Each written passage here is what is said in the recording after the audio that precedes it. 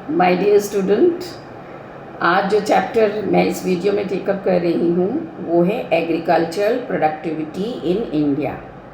Agricultural productivity in India, Bharat में कृषि की उत्पादकता।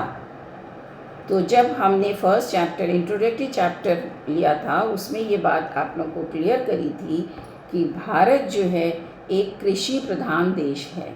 बताया था हमने आपको कि भारत जो है वो एक कृषि प्रधान देश है। यहाँ के अधिकांश निवासी जो हैं वो गांव में रहते हैं। You can say about 65 to 70% of the population of India lives in rural grounds, lives in rural areas, that is गांव में। तो इसलिए हमारे यहाँ के लोगों का मुख्य पेशा जो है वो एग्रीकल्चर है या कृषि है। कृषि ही एक ऐसा साधन है जिसके द्वारा वो अपनी जीविका को जुटाते हैं। तो भारत की अर्थव्यवस्था की सफलता या भारत की राष्ट्रीय आय की प्रमुख निर्भरता किस बात पे निर्भर करेगी? वो है भारत की कृषि। जब हम कृषि से संपन्न होंगे, हमारे यहाँ का एग्रीकल्चर संपन्न होगा, जब हमारे यहाँ के किसान संपन्न होंगे तभी हमारा देश संपन्न हो सकता है, तभी हमारे देश की राष्ट्रीय आय अधिक हो सकती है, तभी हम जो है डेवलप्ड कंट्री की श्रेणी में आ सकते हैं। दैट मीन्स ये जो आपका अपकमिंग चैप्टर है ये आपको बताएगा कि भारत की जो कृषिक अर्थव्यवस्था है वो क्या है, उसमें क्या क्या कमियां हैं और उन कमियां को दूर हम कैसे कर सकते हैं ताकि भारत की अर्थव्यवस्था को सुधारा जा सके। तो सबसे पहले इसमें क्योंकि प्रश्न ये आया है एग्रीकल्चरल प्रोडक्टिविटी का हम अध्ययन कर रहे हैं, तो आपको ये समझना आवश्यक है या ये आपकी जानकारी में ये होना ज़रूरी है कि व्हाट इज़ प्रोडक्टिविटी। उत्पादकता क्या है? उत्पादकता मीन्स उस यूनिट में या उस श्रमिक में या उस वर्ग में उस चीज़ को, what ever it may be concern, उस चीज़ को उत्पादन करने की कितनी क्षमता है। प्रत्येक इकाई उस चीज़ का कितना उत्पादन कर सकती है या उस इकाई द्वारा टोटल उत्पादन में कितना सहयोग किया गया है। ये यदि हमें पता चल जाए तो ये पता चलेगा कि उस यूनिट की प्रोडक्टिविटी कितनी है।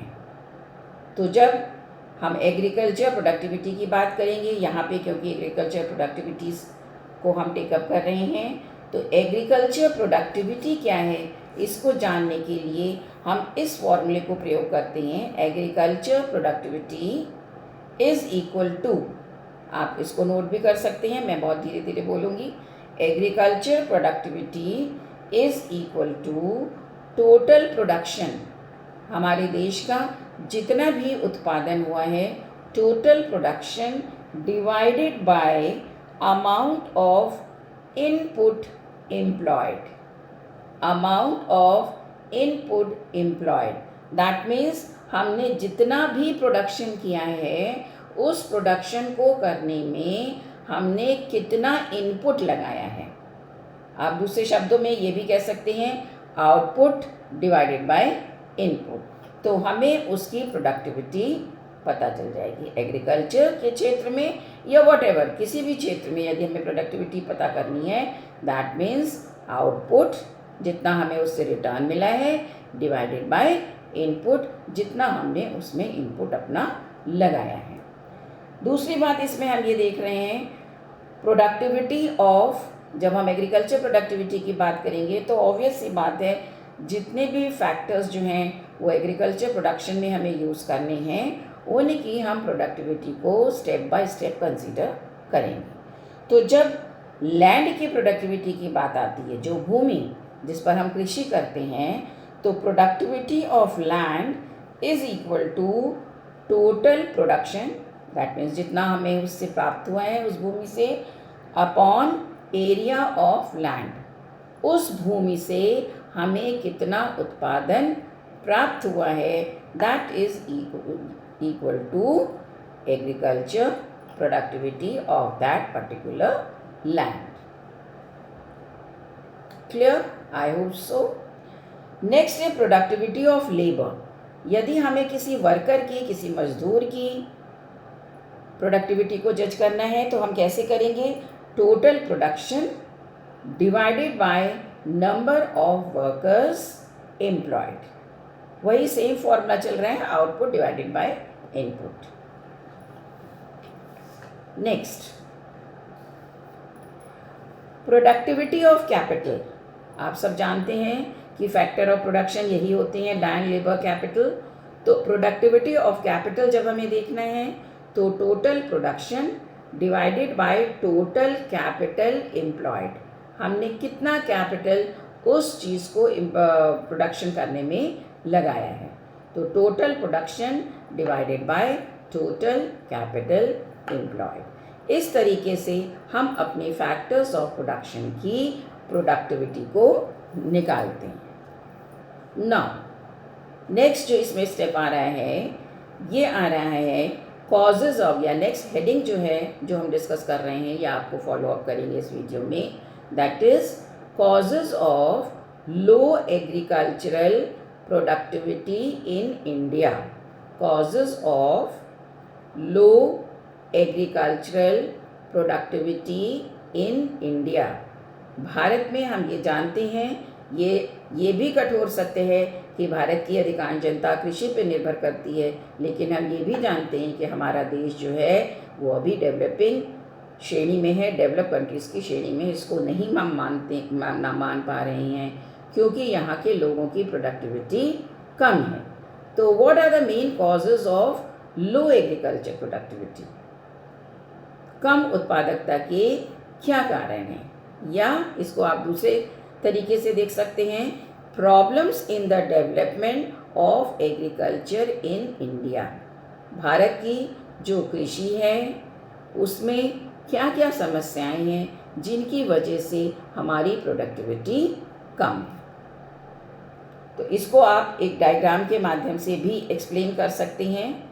बड़ा सा चार्ट बना के हेडिंग डालिए, causes of low agricultural productivity, causes of low agricultural productivity. और जैसे जैसे हम बोलते जाएं उसको एरो बनाइए, एरो बना के एक पॉइंट उसमें आप लिख सकते हैं। तो the first point is what are the main causes. उसमें पहला पॉइंट है heavy burden of population. The well known point कि हमारे यहाँ की जनसंख्या जो है वो बहुत ज़्यादा है।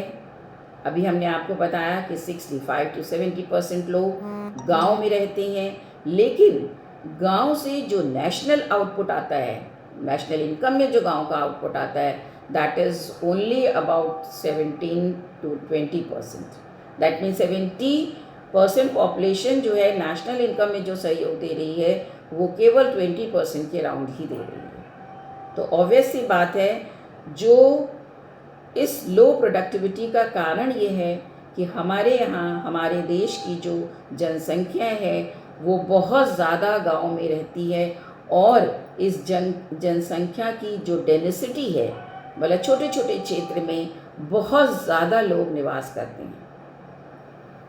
जैसे एक संयुक्त परिवार है, एक परिवार में 10-10, 15-15, 20-20 लोग निवास करते हैं। तो ऑब्वियस सी बात है, जब पूरा पूरा परिवार उस छोटे छोटे खेतों में लगा हुआ है कृषि करने के लिए, तो ओवरऑल जो प्रोडक्टिविटी आएगी, total production divided by number of the workers, वो ऑब्वियस सी बात है लो आएगी।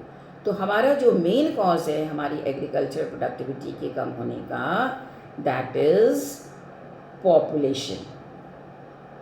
दूसरा है, इसमें अधिकांश लोग जो हैं कृषि पर ही निर्भर करते हैं। फिर तीसरा है, हमारे यहाँ की डेंसिटी ऑफ पॉपुलेशन या जनसंख्या का घनत्व जो है वो भी बहुत ज़्यादा है। इन सब कारणों से हमारी जो एग्रीकल्चर प्रोडक्टिविटी होती है वो अपेक्षाकृत जो एडवांस कंट्रीज़ हैं उनकी रेस में हम पीछे छूट जाते हैं। नेक्स्ट पॉइंट है illiteracy. Illiteracy, superstition and mall nutrition. Illiteracy, you can note down, illiteracy, superstition and malnutrition।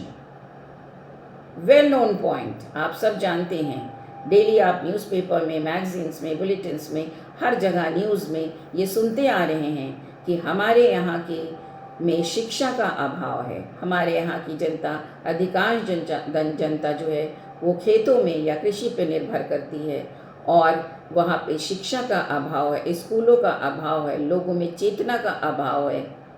और माल न्यूट्रिशन मतलब एक बच्चे को अच्छी तरह से ग्रोथ करने के लिए जितने पोषक तत्वों की आवश्यकता होती है, वो क्योंकि आय की कमी है ग्रामीण जनता के पास, तो वो उतना अपने बच्चों का लालन पोषण अच्छी तरीके से नहीं कर पाती हैं, जिससे कि वो उनके जो जनरेशन आगे आ रही है वो उतनी हष्ट पुष्ट नहीं होती है जितना कि उसको होना चाहिए। फिर हम जानते हैं हमारा समाज जो है, ग्रामीण समाज जो है, वो बहुत ही सुपरस्टिशियस है, बहुत ही पुरातनपंथी कह लीजिए या रूढ़वादी कह लीजिए। आज भी हम गाँव में देखते हैं रूढ़वादी परंपराओं के पीछे लोग अपनी अधिकांश आय का भाग खर्च कर देते हैं और भविष्य की आवश्यकताओं के लिए वो लोग कर्ज पे निर्भर करते हैं। इंडिजीनियस बैंकर्स पे, जो सेठ साहूकार महाजन जो लोग होती हैं, उन पर वो अपने लोन के लिए निर्भर करते हैं। तो जिससे अधिकांश परिवार या अधिकांश लोग जो हैं वो ज़्यादा से ज़्यादा इंडिजीनियस बैंकर्स पे, सेठ साहूकार महाजन पे अपनी योजनाओं के लिए, अपने भविष्य के लिए उन पर टोटली निर्भर हो जाते हैं। अपनी जो इनकम होती है उसको ठीक से प्लान नहीं कर पाते हैं कि कितना एक्चुअल में हमें बच्चों पे खर्च करना चाहिए, उनको न्यूट्रिशन पे कितना उनके खर्च करना चाहिए, कितना उनकी पढ़ाई पे खर्च करना चाहिए, कितना उनके भविष्य के लिए रखना ज़्यादा आवश्यक है। इस चीज़ को नज़रअंदाज करते हुए वो सुपरस्टिशियस की रूढ़वादी हैं, इसलिए उल्टी सीधी परंपराओं में आज भी बहुत सी ग्रामीण जनता जो है वो इस दृष्टिकोण से सजग नहीं है। हालांकि हमारे देश की सरकार का ये प्रयास है कि गांव-गांव में सरकारी योजनाएं पहुंचाई जाएं, बैंक्स पहुंचाए जाएं, उनको शिक्षा दी जाए, उनको गांव स्कूलों में ही भोजन की उनकी व्यवस्था करी जाए, लेकिन अभी पूर्ण रूप से हम इसमें सक्षम नहीं हो पाए हैं। तीसरा नेक्स्ट पॉइंट है traditional method of farming. Traditional method of farming, हमारे देश की जो अधिकांश जनता है वो अपने पुराने ट्रेडिशनल मेथड पर निर्भर करती है। ट्रेडिशनल मेथड का तात्पर्य है कि पुराने जो परंपराओं व पुराने समय से जो उनके पास इंस्ट्रूमेंट पड़े हुए हैं, सिंचाई से संबंधित, गुड़ाई से संबंधित, बीजारोपण से संबंधित, जो भी प्रोडक्शन के प्रोसेस हैं उनके संबंध में जो पुराने मेथड्स हैं, आज भी उनको उन्नत प्रकार के बीजों की उपलब्धता नहीं है, नई सिंचाई से संबंधित टेक्निक्स उपलब्ध नहीं है। बहुत सारे ऐसे कारण हैं, बहुत सारी ऐसी चीज़ें हैं जो आज भी वो अपनी पुरानी विचारधाराओं, चाहे उनके पास सोशल नॉर्म्स हो इसके पीछे या उनकी आर्थिक अस्थिरता हो, कोई भी कारण हो, आज भी वो अपनी ट्रेडिशनल मेथड पर निर्भर करते हैं। फार्मिंग के लिए, फर्टिलाइजेशन के लिए, सीड्स के लिए मॉडर्न टेक्निक्स और मॉडर्न मेथड्स आप कह सकते हैं प्रोडक्शन के, आज भी जो है उनके पास उपलब्ध नहीं है। आज भी वो मानसून के लिए अपनी आंखें जो हैं निगाहें टिकाए बैठे रहती हैं। यदि बाढ़ आ जाए या मानसून समय से ना आए, whatever may be the reason, तो आज भी उनकी खेती जो है वो ईश्वर का वरदान मानी जाती है और वो इसलिए उस आशा में बैठे रहते हैं कि उनका मानसून ठीक होगा, उनकी बाकी प्राकृतिक व्यवस्थाएं जो हैं वो उनके अनुरूप होंगी, तभी वो अपनी कृषि में उन्नत हो पाएंगे। तो मॉडर्न टेक्निक्स को एडॉप्ट करना आज उनके लिए संभव नहीं हो पा रहा है। नेक्स्ट है size of the field. Size of the field, जो खेती का आकार है वो आज धीरे धीरे करके उनके पास प्रति व्यक्ति या प्रति परिवार जो है खेती का साइज जो है वो छोटा छोटा होता चला जा रहा है। क्या रीज़न है इसका? आप जानते हैं गांव में पहले संयुक्त परिवार हुआ करते थे। एक परिवार में 8-8 10-10 बच्चे जैसे हैं, फिर वो बच्चे बड़े हुए, उनके बीच में डिवीज़न हुआ, उनके अपने परिवार बने, उनके बाद फिर डिवीज़न हुआ। तो इस तरीके से जब संपत्ति का धीरे धीरे बंटवारा होता चला जाता है तो एक समय ऐसा आता है कि जो उनको खेत बंटवारे के रूप में मिल रहा है वो बहुत ही छोटे आकार लेते चले जाते हैं।